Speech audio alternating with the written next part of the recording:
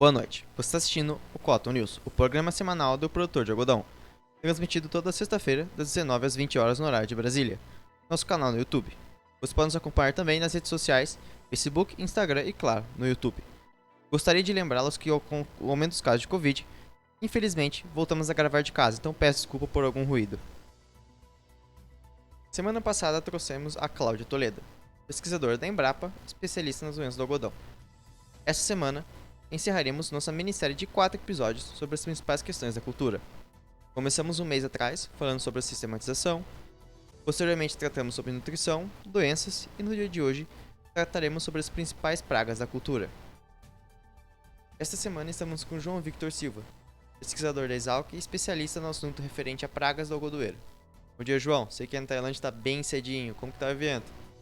Boa noite, Felipe. Aqui tá uma beleza, você não faz ideia. Muita coisa nova, cara, muita coisa linda. E eu já queria pedir desculpa de antemão que eu não vou conseguir estar colocando a câmera pra entrevista, infelizmente, porque a internet do hotel é horrível. Legal, João. Em relação à câmera, pode ficar tranquilo. Vou começar a fazer algumas perguntas que selecionamos para você, então. Quais pragas você considera as principais na cultura? Bom, para começarmos a falar das pragas, precisamos começar falando primeiro do ciclo da cultura. O detalhe mais importante que temos que entender é que no algodão chega um momento na cultura em que o campo tem botão, flores, maçãs e capulhos. Isso significa que a época de algumas pragas vai acompanhar a cultura toda. Dessa forma, os insetos que consideram que são pragas do algodão são divididos em dois blocos. Podemos separar em pragas de começo de ciclo, que vai da germinação até 80 dias, e as tardias, que vão de 81 dias até 180. Separando os bichos, então temos pragas de começo de ciclo, que são pulgão, mosca branca, tripes, brocas das raízes, percevejos castanhos e lagartas roscas. Já as pragas tardias são os ácaros, os bicudos do algodoeiro, lagartas e os percevejos. Nossa, professor, são muitas pragas, mas quais delas você considera mais relevantes? Aquelas que o produtor realmente tem que ficar preocupado encontrando na lavoura.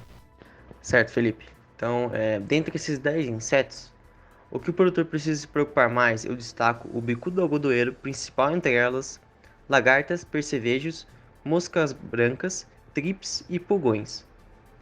Eu gostaria de frisar aqui também que não são todos os insetos que vão causar danos à cultura. Na sua minoria não vão causar problema nenhum.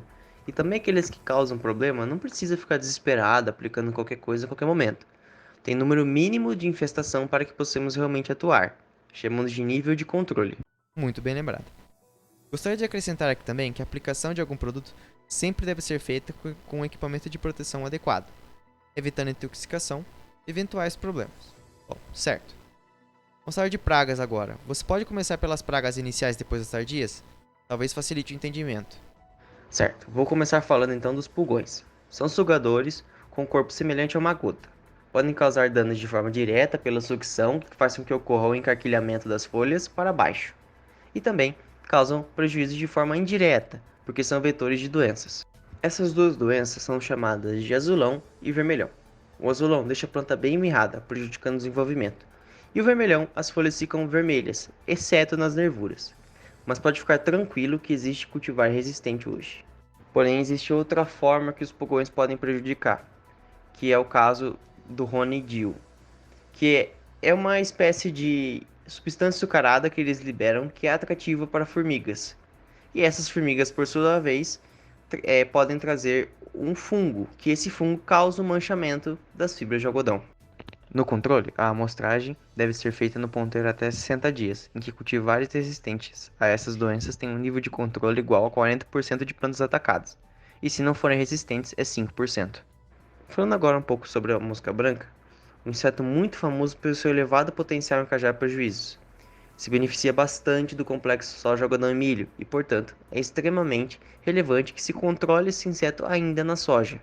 Ela causa praticamente os mesmos danos que os pulgões, dano de sucção, e causa também a fumagina, reduzindo a qualidade do material final. A amostragem ocorre com os adultos, que deve ser feita semanalmente na parte abaxial das folhas, porém só faça até as 9 horas da manhã. A contagem é feita se há 3 adultos ou mais em cada folíolo, em uma amostra de 50 folíolos, e o nível de controle é 60%. E a última praga inicial que vou tratar aqui é o trips, que aumentou bastante nas últimas safras. A sua principal característica de diferenciação é a asa franjada e um corpo bem afiliado. As suas ninfas têm uma cor bem mais clara que os adultos, podendo diferenciá-los facilmente.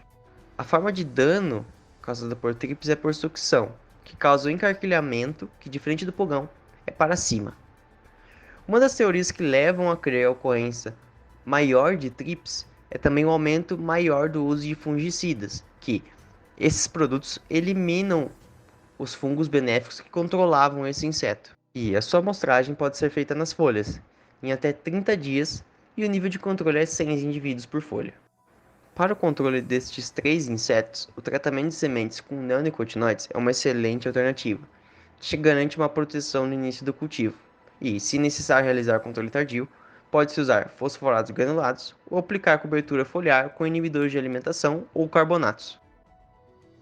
Depois dessa aula sobre pragas iniciais, seguimos para as pragas tardias do algodão com o especialista João Victor da Exalc. O bicudo é um besouro marcado principalmente pela presença do rosto, uma espécie de extensão do aparelho bucal. Tem grande potencial reprodutivo e de danos, causados principalmente pela ovoposição nos botões do algodão. Ela causa deformação, o que faz com que ela não abra e ocorra o abortamento dessa estrutura. Esse sintoma tem o nome de carimã. Como essa praga se desloca para fora da propriedade em áreas de mata no fim do ciclo da cultura, a principal forma de controlá-la é a limitação da entrada desse inseto. Dessa forma, se utiliza armadilhas para monitoramento do besouro e que, dependendo da quantidade de indivíduos, realiza a aplicação de produtos antes mesmo da entrada do período crítico da cultura. O controle cultural, como a remoção de restos culturais, reduz a permanência do inseto. Se o monitoramento é realizado com a armadilha de feromônio sexual, o nível de controle é um adulto por armadilha, mas é possível realizar 100, contando botões florais atacados. O nível de controle é 5% de ataque até a primeira flor e 10% após a primeira flor. Seu controle deve ser feito com produtos seletivos até 30 dias de cultivo, como o uso do tubo mata-bicudo, e posteriormente os produtos menos seletivos já podem ser utilizados. As lagartas que são pragas do algodão são inúmeras. Tem diversas espécies e cada uma com suas próprias características. A maioria delas são pragas do ciclo soja, algodão e milho, e tem mais importância na cultura que é considerada a praga principal. Porém, de forma geral, o uso do BT reduziu bastante o ataque delas nas culturas do algodão, mas algumas são mais importantes para o algodão, como é o caso da lagarta rosada e a lagarta das maçãs. O dano da lagarta rosada faz com que o botão abra num formato como se fosse uma rosa, enquanto que a lagarta das maçãs causa o carumã, como é o caso do bicudo. O nível de controle varia muito entre essas espécies, mas de forma geral o controle biológico é muito usado, como o caso do tricograma e o Bacillus thuringiensis. Mas, se optar pelo químico, deve-se priorizar os produtos seletivos. Por fim, brevemente, gostaria de trazer o percevejo rajado e o percevejo manchador. O percevejo rajado causa o mesmo sintoma que o bicudo, o carumã. Então, use esse tempo para frisar a importância da eliminação dos restos culturais. Já o percevejo manchador, como o nome sugere, ele mancha as fibras pela sua defecação, reduzindo assim a qualidade do produto. As amostragens de ambos os percevejos são feitas na planta toda, de 90 a 140 dias do ciclo. Seu nível de controle é 20%. O uso dos produtos para controle dos percevejos podem ser os mesmos que de outras pragas, como o uso de produtos químicos de amplo aspecto. Bom, para finalizar, gostaria de agradecer ao professor pela sua presença conosco. Também gostaria de te agradecer e desejar boas festas. Obrigado pelo apoio nesse ano difícil. Sem você isso não seria possível e espero que ano que vem retornemos recuperados e com muito mais conteúdo. Um abraço de toda a equipe. Até ano que vem.